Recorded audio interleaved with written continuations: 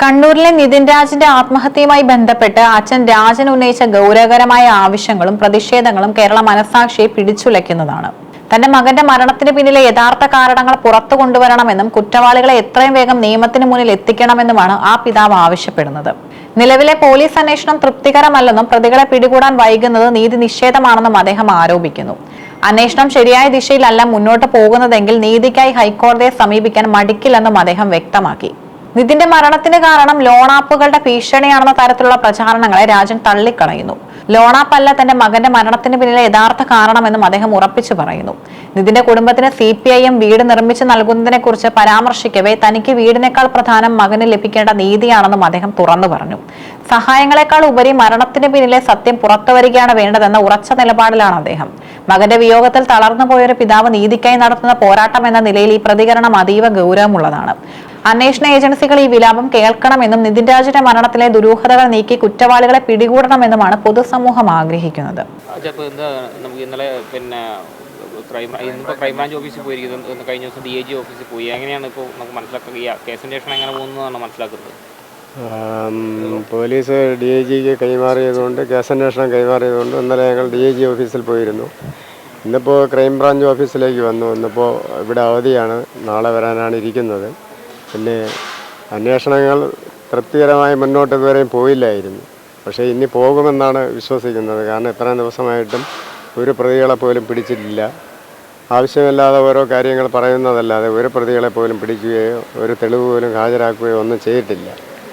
Principal റൂമിൻ്റെ ആ visuals മാത്രമേ ഞങ്ങൾ കണ്ടിട്ടുള്ളൂ. ബാക്കി വിഷ്വൽസ് ഒന്നും കണ്ടുമില്ല. അപ്പോൾ എത്രയും പെട്ടെന്ന് തന്നെ ഈ അന്വേഷണം നല്ല രീതിയിൽ മുൻപോട്ട് പോകണമെന്നാണ് ഞങ്ങളുടെയും കുടുംബത്തിൻ്റെയും ആവശ്യം. ക്രൈംബ്രാഞ്ചിലേക്ക് അന്വേഷണം വിട്ടതിനെ എങ്ങനെയാണ് കാണുന്നത്? ക്രൈംബ്രാഞ്ചിലേക്ക് അന്വേഷണം വിട്ടത് ആദ്യം ഞങ്ങൾ അറിഞ്ഞിരുന്നില്ല. പിന്നീടാണ് അന്വേഷണ കമ്മീഷൻ അവർക്ക് വിട്ടതായിട്ട് അറിയുന്നത്. പക്ഷേ അവരുടെ അന്വേഷണ സംഘം വിട്ടതിൽ പിന്നെ പ്രത്യേകിച്ച് വേറൊന്നും പറയാനില്ല.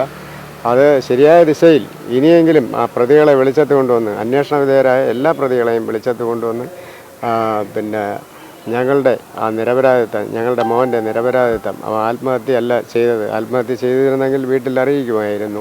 കാരണം അങ്ങനെയുള്ള സിറ്റുവേഷനിലൊന്നുമല്ല.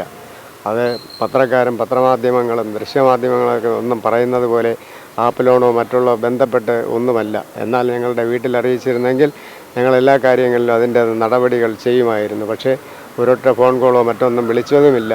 മോൻ്റെ അമ്മയ്ക്ക് ഏകദേശം ആ സമയത്ത് തന്നെ മോൻ്റെ അമ്മ ഫോൺ വിളിച്ചതാണ്. പക്ഷേ ആ പ്രിൻസിപ്പാളോ മറ്റുള്ളവരോ ആ ഫോൺ കോൾ അറ്റൻഡ് ചെയ്യാനൊന്നും അവർ തയ്യാറായില്ല.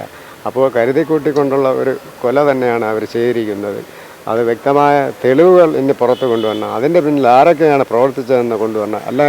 അല്ലാതെ മാധ്യമങ്ങളിലൂടെ കൊട്ടിഘോഷിക്കുന്നത് പോലെ ഈ അച്ഛൻ തിരുവനന്തപുരത്ത് നിന്ന് എത്ര ദിവസങ്ങളായി ഇതിൻ്റെ നീതിക്ക് വേണ്ടി ഓടി നടക്കുന്നു. അല്ലാതെ നമ്മൾ വേറെ ആരുടെയോ പിന്തുണയോ സഹായമോ ഇല്ലാതെ ചില സംഘടനകൾ, അതായത് ജനപക്ഷ നേതാക്കൾ ഞങ്ങളോടൊപ്പം നിന്നുകൊണ്ട് എന്നെ സഹായിക്കുകയാണ് ചെയ്തത്. അല്ലാതെ മറ്റുള്ള ഒരു പാരിതോഷികവും ഒന്നും വാങ്ങാതെയാണ് ഇത്രയും നാൾ എല്ലാ കാര്യങ്ങളും ചെയ്തത്.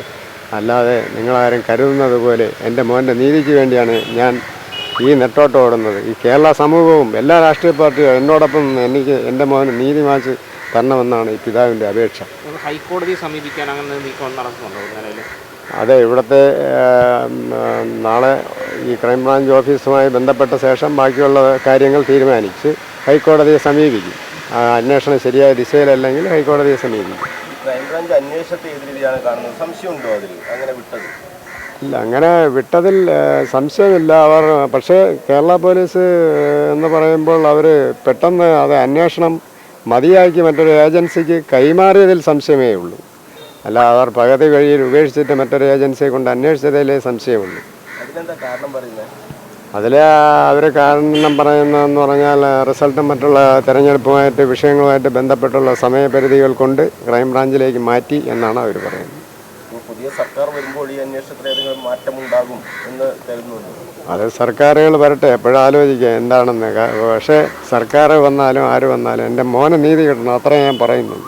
വേറെ ഒന്നും പറയുന്നില്ല. അവന് ഉറപ്പായും നീതി കിട്ടണം. ഇതിൽ പോലീസ് പറയുന്നത് സംസ്ഥാനത്തിന് പുറത്ത്, ഇപ്പം കർണാടകയിലും ഹൈദരാബാദിലും ഒക്കെ പോലീസ് സംഘങ്ങൾ ഈ പ്രതിക്ക് വേണ്ടി റാമിന് വേണ്ടി തെരച്ചിൽ നടത്തുകയാണ്. അവരുടെ വീടുകൾ പോയി പരിശോധിക്കുന്നു, CCTV പരിശോധിക്കുന്നു എന്നൊക്കെ പോലീസ് വിശദീകരിക്കുന്നുണ്ട്. അപ്പോൾ നിങ്ങൾ പറയുന്ന പോലീസ് റാമിനെ പിടിക്കുന്നില്ല എന്നൊരു ആക്ഷേപം ഉന്നയിക്കുകയും ചെയ്യുന്നു. അപ്പോൾ പോലീസിൻ്റെ മറുപടി കേൾക്കുമ്പോൾ എന്താണ് തോന്നുന്നത്? പിടിക്കുന്നില്ല എന്നങ്ങനെ കടുപ്പിച്ചല്ല പറഞ്ഞത്. കാരണം ഇത്രയും ദിവസമായിട്ട് ആ പ്രതിക്ക് സെഷൻസ് കോടതി ജാമ്യാപേക്ഷ നിരസിച്ചത് കൊണ്ട് അതിന് ശേഷം ഇത്ര ദിവസമായിട്ട് പിടിക്കുന്നില്ല എന്നാണ് പറഞ്ഞത്. നിങ്ങൾക്ക് CPM ഇവിടെ ഒരു വീടിനുള്ള പണികൾ തുടങ്ങിയിട്ടുണ്ട്. തറക്കല്ലിടൽ ഇന്നലെ നടന്നു. അപ്പോൾ അത്തരം കാര്യങ്ങൾ എങ്ങനെയാണ് കാണുന്നത്? നിങ്ങൾ അപ്പോൾ ഇന്നലെയും കണ്ടതല്ലേ, ഇന്നലെ ആ സമയത്തെല്ലാം ഞാൻ ഇവിടെ ആയിരുന്നു. മോൻ്റെ നീതിക്കായി ഞാൻ നേരത്തെ പറഞ്ഞ നെട്ടോട്ടം ഓടുകയാണ്.